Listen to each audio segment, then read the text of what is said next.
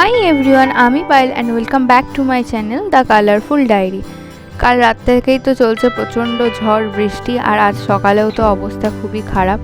আর ছাদে গিয়ে দেখি গাছটা এরকম দুমড়ে গেছে, তো ভাবলাম যদি ভেঙে টেঙে যায়, সেই জন্য ছাদে এখন এসেছি গাছটাকে একটু বেঁধে দিতে। অনেক শক্ত করে কেনা গাছ, যদি ভেঙে যায় খুব কষ্ট হবে, সেই জন্য বৃষ্টির মধ্যে এসেছি ছাদে গাছটাকে বাঁধতে। আর আমি আসা মানেই তো আমার সাঙ্গ পাঙ্গরা আসবে।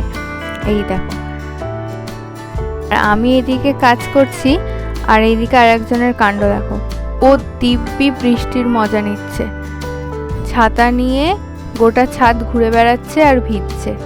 ছাদে গাছটা বেঁধে দিয়ে এখন এসেছি রান্নাঘরে। আজকে সবাই বাড়িতে আছে, বৃষ্টির জন্য বেরোতে পারিনি কেউ, সেই কারণে আমরা আজকে বানাবো ফুচকা।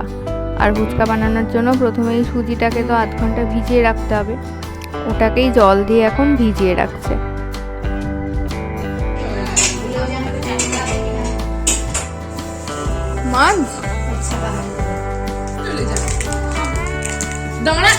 একজন মাংস দিচ্ছে, একজন ডেয়ারি মিল্ক দিচ্ছে। এখানে ভেজানো সুজিটাকে নিয়ে গবেষণা করছে দুজনে।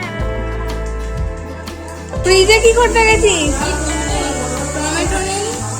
ওই তো ইয়ে রয়েছে, গাজর রয়েছে, গাজর খা।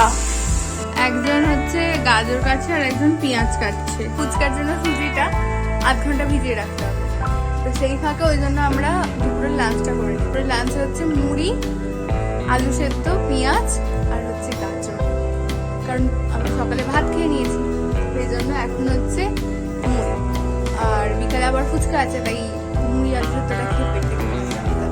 তারপর এসেছি এখানে ফুচকা বানাতে, তার জন্য নিয়েছি আটা, আর এই সুজিটা তো ভিজিয়ে রেখেছিলাম, সেই সুজিটা দিয়ে এখন আটাটাকে আগে ভালো করে মেখে নিতে হবে। তারপর অল্প অল্প করে জল দিয়ে একটা শক্ত মতো একটু ডো বানিয়ে নিতে হবে। পাস করবো আজকে আমরা ফুচকা বানাতে। জানি না, কাঁচা লঙ্কা নেই, ছোলার খোঁজা চলছে। তারপর হচ্ছে ফুচকা, প্রতিবারে ফুচকা করি, যে ফুচকাগুলো লুচি হয়ে যায়, মানে লাস্টে আলু ভরে খেতে হয় না, আলুটাকে লুচির মতো নিয়ে ফুচকাটাকে আলু গরম করে তুলে ধনে পাতাও নেই জলে। আজকে ওই মটর করাই দেয়, দেখা যাক লাস্টে করে ফুচকা মুছে ফুচকা দিয়ে খাই। এখানে বোনেরা বসাচ্ছে ফুচকার জন্য আলু সিদ্ধ। না, আগে কোন দিকে গ্যাস ঘোরাতে হয় তাই জানে না, এটা ঘুরিয়ে একদম কমে আন। হ্যাঁ হ্যাঁ, এবার মার হলো। প্রেসার কুকারে জল দেয়নি, আলু দিতে চলে এসছে।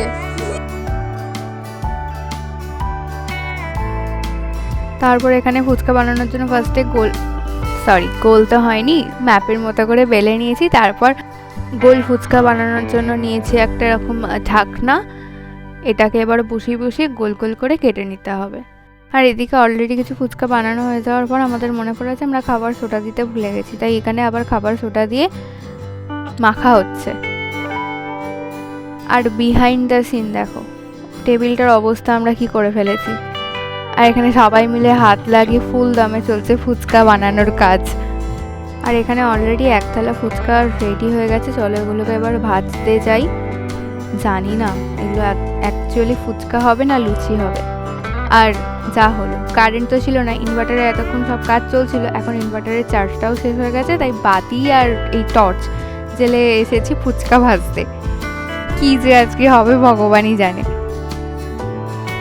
তো তেল গরম হয়ে গেছে, এবার ফুচকাগুলো ছাড়ছি, চলো দেখা যাক ফোলে কিনা। বাহ, ফুচকা তো ভালোই ফুলেছে। ও দারুণ, কিন্তু কেমন একটা হলুদ হলুদ লাগছে, মনে হচ্ছে সাদা তেলে করতে হবে। ওই জন্য তেলটা পাতলতে আবার সাদা তেল নিলাম। এবার আশা করছি একটু ঠিকঠাক হবে। ফুলছে তো সব এখন ঠিক আছে, কিন্তু লাস্ট অবধি কি এগুলো ঠিকঠাক থাকবে?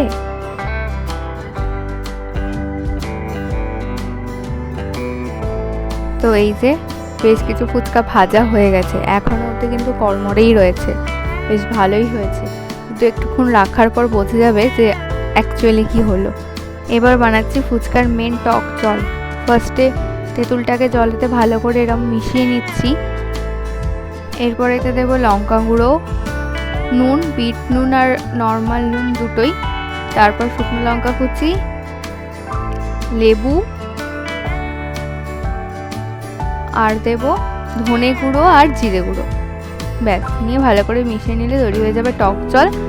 তারপর মাখছি আলু। এখানে অনেকগুলো হাত দেখতে পাচ্ছ, হ্যাঁ সবাই মিলে হাত লাগিয়েছিলাম, ছোটটাও বাদ যায়নি। তো আলুতে ফার্স্টে চলে গেছে পেঁয়াজ, তারপর দিচ্ছি মটর কড়াই সেদ্ধ করে রাখা ছিল সেগুলো, দেন দেবো লঙ্কা গুঁড়ো। লঙ্কা গুঁড়োটা যথারীতি গুড়কি দিচ্ছে। এরপর ধনে গুঁড়ো, জিরে গুঁড়ো, আর ওরা পিছনে হচ্ছে নুন দেবে বলে মারপিট করছিল। লাস্টে দিচ্ছি নুন, হ্যাঁ 1 গাদা নুন দিয়ে দিয়েছি দুজনে মিলে। যাই হোক, লাস্ট অব্দি আলুটা নুন হয়নি, ঠিকঠাকই ছিল। এরপর ভালো করে আলুটা মেখে নিচ্ছি।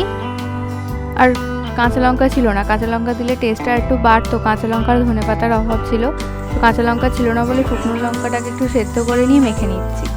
লাস্টে মাখলাম, কারণ বেশিক্ষণ শুকনো লঙ্কা দিয়ে হাত চটকালে হাত জ্বালা করবে।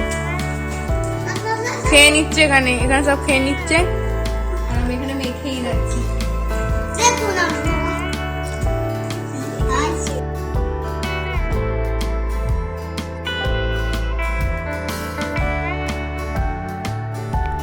তো এই দেখো আমাদের পুরো ফুচকার সেটআপ রেডি। ফুচকা, টক জল, আলু সব রেডি। এবার হচ্ছে ফুচকার মধ্যে পুরে খাওয়া। কিন্তু এখনো জানি না ওগুলো লুচি হয়ে গেছে নাকি ঠিকঠাক আছে। উপর থেকে দেখে তো বেশ ভালোই লাগছে।